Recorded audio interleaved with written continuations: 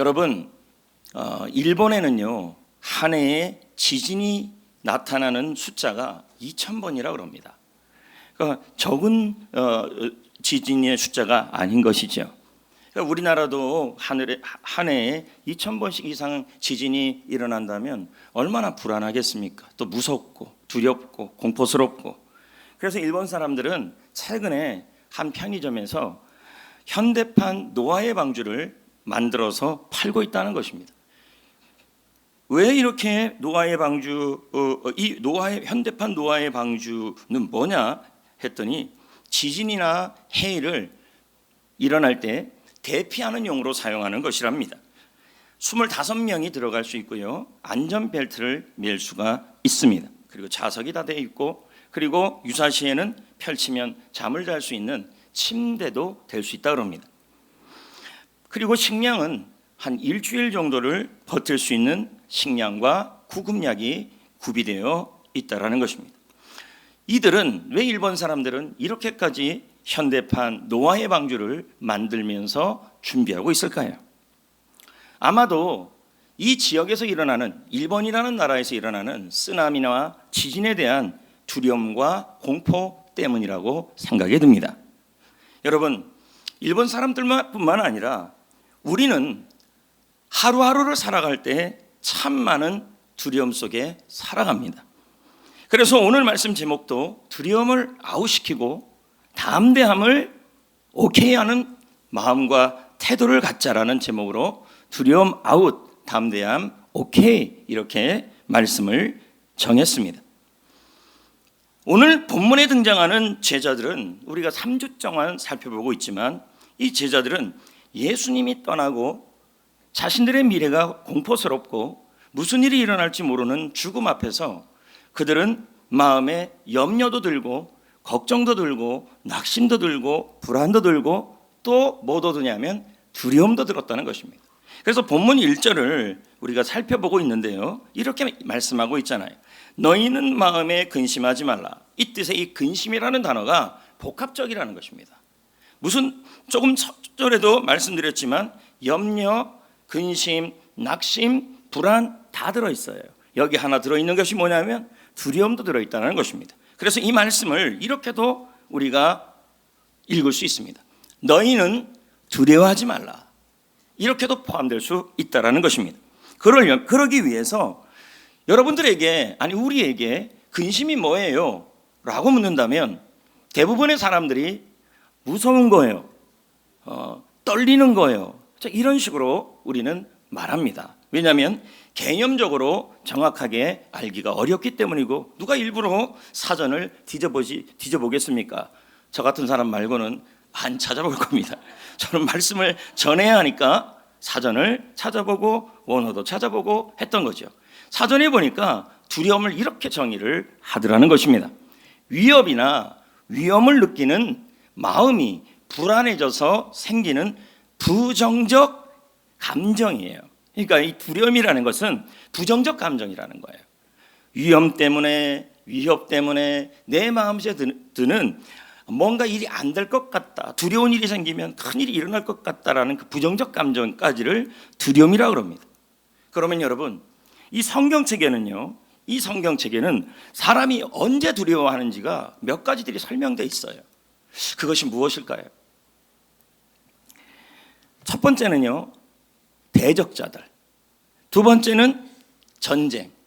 세 번째는 고난. 네 번째는 흉한 소식, 좋지 않은 나쁜 소식. 그 다음에는 자연재해, 그리고 전염병 같은 일들. 이런 일들을 성경에서는 두려움의 원인이라고 설명하고 있습니다. 여러분은 언제 두렵습니까? 요즘 우리는 어떤 일로 인하여 두려움을 느끼고 있습니까? 아니, 내 마음에 부정적 감정들이 들고 있습니까? 어느 정도 차이는 있겠지만 대부분의 사람들은 모두들 한두 가지씩 두려움 속에 살고 있습니다. 그럼 우리 유아기 때를 볼까요? 아이들은 두려워해요, 안 두려워해요? 아이들은 담대합니까? 여러분, 아이들은 웬만한 거에 두려워하지 않아요. 아나무인이에요. 근데 이 아이들이 두려워할 때가 있는데 언제인지 아십니까? 엄마가 안 보일 때. 근데 엄마가 안 보이면 아이들은 울어요. 두려워해요. 그래서 유아들도 아기들도 두려움이 있다는 거예요. 그럼 여러분 집에 데리고 있는 학생들은 어떠냐는 거예요. 학생들은 언제 그런 두려움을 느끼느냐? 학생들이 가장 두려워하는 것이 공부라 그러지 않습니까? 시험. 물론 이제 시험이 안 들어온 사람도 있겠죠. 난 포기했어, 시험. 그래도 한쪽 구석에는 시험 치는 날이 두렵습니다. 오늘도 꼴찌겠네. 뭐 이러한 두려움들. 그래서 아이들은요, 시험을 앞두면 심각한 스트레스를 받는다는 거예요. 두려워하고 무서워하고 갑자기 머리가 안 아프던 머리가 아프고 배가 아파오고. 이건 뭐를 의미하는 거냐면 이 아이들이 이 시험에 대한 두려움이 있기 때문인 것입니다. 그럼 청년들은 어떨까요? 청년들은 무엇에 대한 두려움이 있을까요?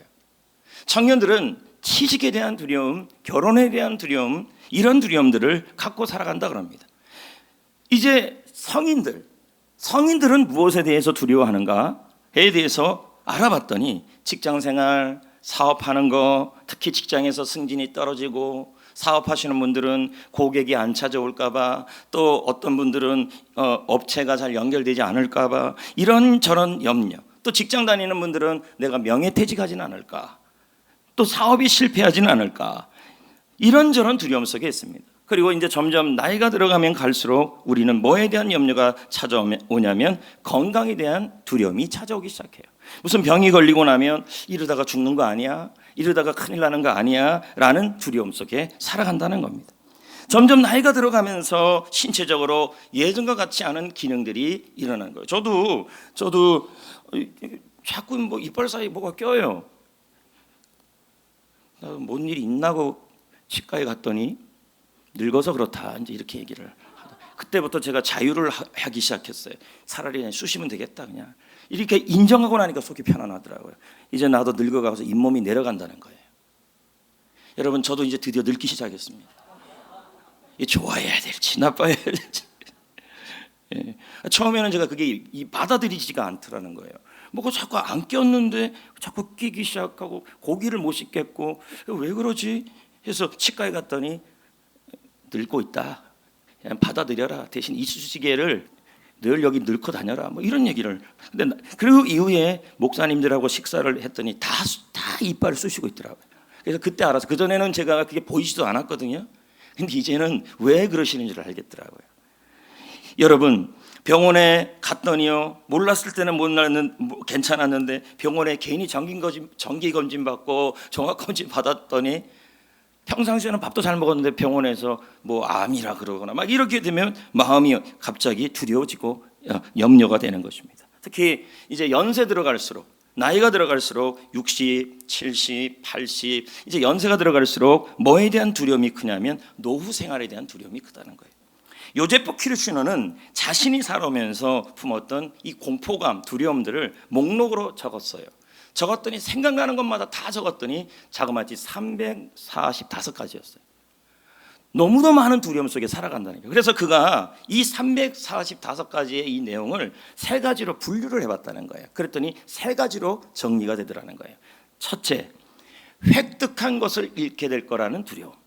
내가 지금 갖고 있는 거, 집이면 집, 건강이면 건강, 가정이면 가정, 자녀면 자녀, 물질이면 물질, 차면 차, 혹시 이것을 잃어버리면 어떡할 거라는, 그래서 사라질 거면 사라지면 어떡하지? 이에 대한 두려움. 두 번째 두려움은 불확실에 대한 두려움이라는 거예요. 죽고 난 다음에 확실치 않은 거, 또 삶에 대한 거, 자녀에 대한 거, 내 건강에 대한 거, 남편의 직장 생활에 대한 거, 그리고 노후 생활에 대한 거 확실하지가 않잖아요. 그러니까 그거에 대해서 두려워한다. 마지막 세 번째는 지금 내가 살고 있는 이 현실에 대해서 아무 이유가 없이 그냥 막연하게 두려운 거예요. 그냥 무섭고, 이런 일들이 우리 속에 있다라는 겁니다. 저희는 지금 이 두려움에 대한 얘기를 들었습니다. 이 얘기를 들으면서 저는 여러분에게 먼저 질문을 하고 싶습니다. 아니, 우리에게 먼저 질문하고 싶습니다. 지금 현재 여러분은 어떤 일로 인하여 무서워하고 있습니까? 두려워하고 있습니까? 무엇을 잃을 것 같아서, 뭐가 불확실해서, 그리고 뭐가 어떤 것이 막연해서 여러분은 두려워하고 있습니까? 중요한 것은 이 두려움이라는 것이 우리 마음속에 그대로 있다면, 이 감정이 그대로 있다면 우리에게 유익이 안 된다는 걸 예수님이 하셨어요. 그래서 예수님이 뭐라 그러냐면 너희는 근심하지 말라. 제자들에게 내가 너희들 곁을 떠나서 십자가를 지는 상황이 그리고 너희들의 목숨이 어떻게 될 것 같고 너희들의 미래가 막연하고 너희의 현실이 어떻게 될 거에 대해서 두렵지 않냐. 그러니 너희들 이 두려움을 그래도 그대로 갖고 있으면 안 된다. 그러니 너희는 근심하지 말라, 염려하지 말라, 걱정하지 말라, 두려워하지 말라 라고 말씀한 거예요. 그럼 왜 두려워하지 말아야 될까요? 두려워하게 되면요, 이 부정적인 감정이 내 인생에 대하여, 내 자녀에 대하여, 그리고 여러분의 물질에 대하여, 삶에 대하여, 미래에 대하여 뭐가 안 될 것 같은 이 부정적 감정을 그대로 놓으면요, 이 부정적 감정이 뭐로 바뀌냐면 패배의식, 부정적인 의식으로 바뀌어버려요. 자, 봅시다. 이렇게 한 사람들이 구약 성경에 등장하죠. 이들이 누굽니까? 민수기 13장에 나와 있는 정탐꾼들이에요. 모세가 가나안 땅 앞에까지 딱 갔어요. 여기까지만 들어가면 이제 그 땅을 얻게 되는 거예요. 그래서 모세가 지파들 12지파에서 12명을 뽑아서 그 땅을 정탐하고 오라 그랬어요. 그래서 그들이 정탐하고 왔더니 10명과 그리고 이스라엘 백성들이 이 정탐꾼의 이야기를 듣고 고백했던 그들의 고백을 한번 보자는 거죠. 뭐라고 고백했는지 시작. 거기서 네피림의 후손인 아낙 자손의 거인들을 보았다니 우리는 스스로 보기에도 메뚜기 같으니 그들이 보기에도 그와 같을 것이라. 이렇게 말하는 겁니다. 그럼 뭐예요? 부정적 감정이 가서 봤더니 그들의 성이 견고하고 여리고 성을 봤더니 아주 엄청나고 그리고 또 이길 수 없고 그리고 그들과 우리를 비교했더니 그들은 아낙 자손이에요. 아낙 자손이란 말은 거인 민족이라는 얘기죠. 굉장히 큰 키가 2m, 골리앗의 키가 2m 90이나 3m 된다 그러잖아요. 그렇게 큰 키를 갖고 있는 사람들이 있고 그때 봤더니 이제 마음속에 뭐가 드냐면 두려움이 드는 거죠. 두려움이란 제가 아까 뭐라 그랬습니까? 위험이나 위협을 느껴서 마음이 불안해지는 감정이에요. 그 불안해지는 감정, 부정적 감정이 들었는데 그 감정이 이제 뭐로 바뀌었냐면 패배의식으로 바뀐 거예요. 그래서 그들은 말합니다. 우리는 그 땅을 취하지 못할 것이다. 이제 뭐 하는 거예요? 부정적 감정이 믿음으로 바뀐 거예요. 뭐예요? 아예 이제는 그 땅을 들어가지 못할 것이라고 부정적으로 믿고 있어요. 왜? 그리고 그 땅에 들어가지도 못할 것이다. 왜냐하면 그 땅의 거민은 거인이고 우리는 메뚜기고 그리고 그 땅의 성은 견고한 성이기 때문에 우리는 이제 그 땅을 취하지 못할 것이라는 이 두려움이 뭐로 바뀌냐니까 아예 이제는 입술로 고백하고 있어요. 그 땅을 취하지 못할 것이다라고 부정적인 믿음을 갖고 있다는 거예요. 이걸 패배의식이라고 그래요. 여러분, 두려움 그 너머라는 책이 있어요. 그 책에 이상준 교수가 이 부분을 이렇게 얘기를 해요. 뭐라고 표현하냐면 두려움은 이제는 그 두려움이라는 것이 부정적인 감정들이 안 될 것 같아, 망할 것 같아, 끝날 것 같아, 아플 것 같아, 나쁜 일이 일어날 것 같은 그 부정적 감정이 이제는 그게 계속 짙어지면요 믿음이 돼버린다는 거예요. 부정적인 믿음으로 바뀌어요. 아예 이제 믿어버린다는 거예요. 정말 안 된다 이렇게 해요. 그래서 이상준 교수가 하는 말이 크리스천들이 자주 선포하는 말이 믿음대로 될지어다. 하나님은 믿음대로 되게 하신다 이다. 그런데 사탄도 이것을 역이용한다. 뭐 어떻게 해요? 우리 안에 두려움을 심어서 그 두려운 감정이 부정적 믿음으로 만들어서 부정적 믿음대로 인생이 되게 만든다는 거예요. 자, 그럼 우리는 이러잖아요. 아이를 봤더니 시험을 못 칠 것 같은 마음이 들어요. 애가 요즘 공부도 안 하고 이 마음과 감정이 들었어요. 그랬더니 이제는 뭐라고 하냐? 아예 믿어요. 너는 이번 시험 못 볼 거야. 이렇게 하거나 또 여러분이 몸이 아파요. 아픈데 의사 선생님들이 좀 좋지 않은 얘기를 했어요. 그때는 두렵고 무서웠는데 그 말을 듣고 나니까 이제는 아예 믿어요. 난 죽는다. 나는 암이다. 이게 부정적 믿음이에요. 그러니까 두려움을 그냥 놔두면 뭐로 바뀌냐면 그렇게 될 거라고 아예 확신을 해버려요. 또 이런 거죠. 회사가 요즘 좀 안 돼요. 그리고 매스컴에서도 대한민국 경제 상황은 안 좋을 거라고 얘기를 해요. 그러면서 주위에서 이런 말이 들어요. 대리님 이번에 대리님이 잘릴 것 같다라는 소문이 돌아요. 그 말을 딱 듣더니 불안해지고 무서워져요. 그러더니 여러 상황을 돌아봤더니 맞을 것 같아요. 나는 확실히 퇴직할 것 같아. 명예퇴직. 그래서 이제 믿는 거예요. 회사가 안 되니까 나는 이번에 명예퇴직이 될 거다. 부정적 믿음이죠. 그러니까 두려움을 그냥 놔두면 뭐로 바뀌어요? 그걸 그냥 믿어버리게 된다는 거예요. 그렇게 될 거라고. 건강은 망친다. 나쁜 일이 일어난다. 그래서 이런 거죠. 상황이 요즘 안 좋고 뭐 뒤로 넘어졌는데 코가 자꾸 깨지고 이러니까 나는 요즘에 이제 뭘 안 해도 잘 나쁜 일이 일어날 것 같아라는 그러한 감정이 들다가 이제는 그걸 뭐로 바뀌냐면 믿어버려요. 그러면서 뭔 일만 있어나면 이번에 나는 나쁜 일이 일어난다. 이런 식으로 바뀐다는 것입니다. 여러분, 이런 게 뭐냐면 바로 패배의식이에요.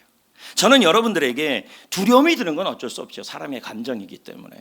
자식에 대한 걱정, 두려움, 직장과 사업과 명예퇴직과 실패와 건강에 대한 두려움, 그리고 우리 어르신들은 뭐에 대한 두려움이에요? 노후 생활에 대한 두려움. 이런 두려움을 가만히 이제 가지면 그것이 감정이 돼요. 부정적 감정이. 이렇게 일어나면 어떡하지라는 이제 추측을 하게 되다가 이걸 자꾸 무한재생을 해요. 마치 여러분 이제 음악을 틀어놓으면 리플레이를 틀어놓으면 그 음악이 하루 종일 나오잖아요. 예? 맞죠? 내가 들어가도 그 노래가 나오고 밥을 먹고 있어도 그 노래가 안 나와요? 나오고 내가 TV 보고 있어도 나오고 내가 대화하고 있어도 나오고 회사 가도 나오고 계속 나오는 거예요. 마찬가지로 여러분이 마음속에 그 두려움에 대한 감정을 그대로 내버려 두고 이것을 가지고 자꾸만 이제 반복하다 보면 뭐가 돼버리냐면 무한재생이 돼버려요. 그래서 밥 먹을 때도 벌써 마음속에 뭐라 그래요? 무한재생이야. 망할 거야, 안 될 거야, 걸릴 거야, 큰일 날 거야, 뭐 이렇게 또 사람 만나도 또 재생하고 있어요. 두려워하는 그 일에 대하여 계속 재생. 밥 먹고 사먹고 지금 이 자리에 있는 분들 중에서도 그런 분이 있을 겁니다. 리플레이를 틀어놨어요. 그러니까 뭐 예배드리면서도 지금 무한재생이 되고 있어요. 두려워하는 일이 건강, 직장, 가정, 자녀, 시험, 노후생활, 사업, 취직, 이게 여기서 계속 두려워하고 있어요. 그러면서 지금 말씀을 듣고 있는 거죠. 그래서 말씀은 듣고 있는데 속으로는 뭐예요? 믿고 있어요. 나는 끝났어. 사업장은 끝났어. 하면서 그렇게 무한재생으로 듣고 있는 거죠. 이걸 다른 말로 심리학에서는 뭐라고 하냐면 부정적 리허설이라 그래요. 여러분, 리허설을 많이 하면은 많이 할수록 공연은 잘합니까 못합니까? 잘하죠. 근데 여러분은 우리는 리허설을 너무 많이 한다는 거예요. 부정적 리허설을. 안 되는 상황에 대하여 계속 리허설을 하는 거예요. 그냥. 이렇게 우리 아이가 지금 이 현실의 아이의 모습을 보니까 두려운 거예요. 이 아이가 중학교가 들어가고 이제 고등학교 들어가고 이제 대학을 가야 되는데 이 아이의 지금 현재의 모습을 보니까 자꾸 뭐가 되는 거예요? 마음이 두려워지고 부정적으로 감정이 생기고 그걸 가만히 내버려 두니까 이 마음속에 뭐가 생기냐면 이 아이에 대한 미래에 대해서 확신을 하게 돼요. 이 아이는 그냥 숨만 쉬면 좋다. 벌써 엄마 아빠가 어떻게 하고 있냐면 리허설을 하고 있는 거예요. 부정적 리허설을. 이걸 다른 말로 심리학에서는요 재앙적 사고라 그래요. 자꾸 이런 부정적인 믿음과 부정적인 사고를 하게 되면 재앙이 일어난다는 거예요. 그러니까 욥이 그런 말을 하잖아요. 내가 두려워하는 일이 나에게 임하였다. 그래서 여러분 우리는 이 부정적인 감정, 이 부정적인 생각, 그리고 이 부정적인 믿음을 아웃시켜야 돼요. 여러분의 인생에 하나도 유익이 안 돼요. 그럼에도 불구하고 우리는 이 부정적인 감정, 부정적인 믿음, 부정적인 생각, 재앙적 사고, 부정적인 리허설, 그리고 두려움을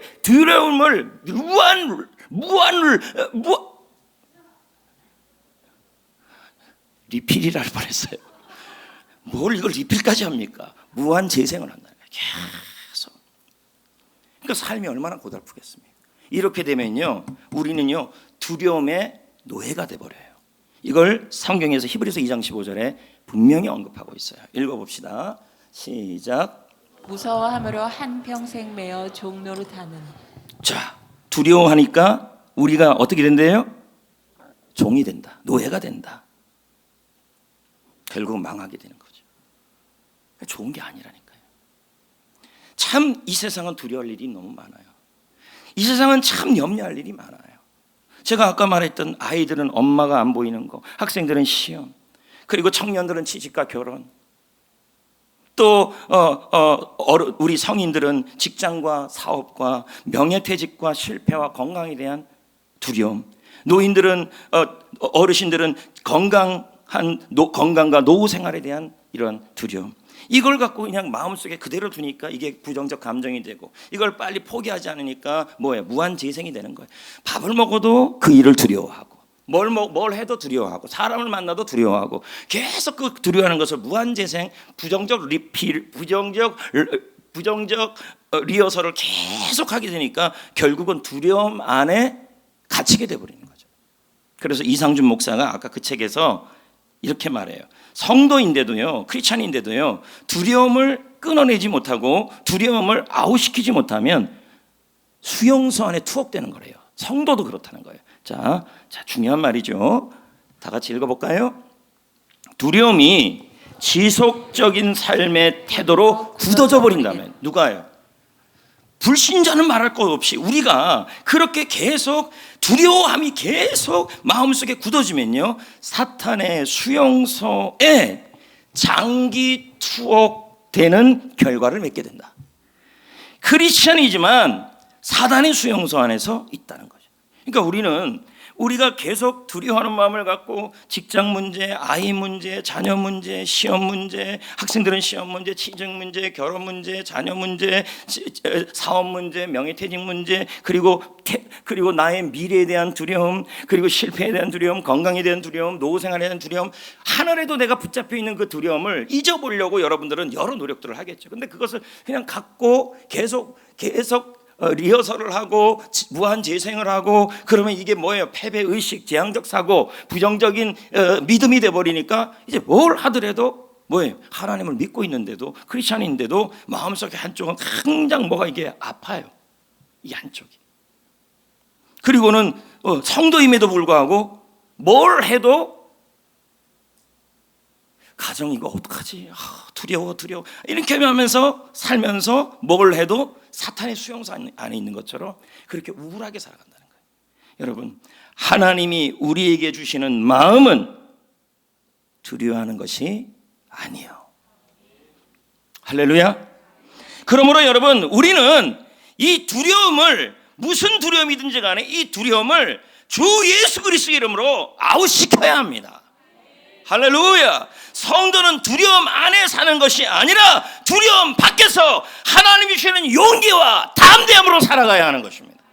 결혼 문제가 있고, 취직 문제가 있고, 시험 문제가 있고, 직장 문제가 있고, 미래 문제가 있고, 사업 문제가 있고, 건강 문제가 있고, 노후 문제가 있다 할지라도, 자녀 문제가 있다 할지라도, 여러분 두려움을 붙들고 있으면 결국은 여러분 스스로가 사람을 만나고 밥을 먹고 뭘 하더라도 계속 두려워하는 믿음을 통해 만나요.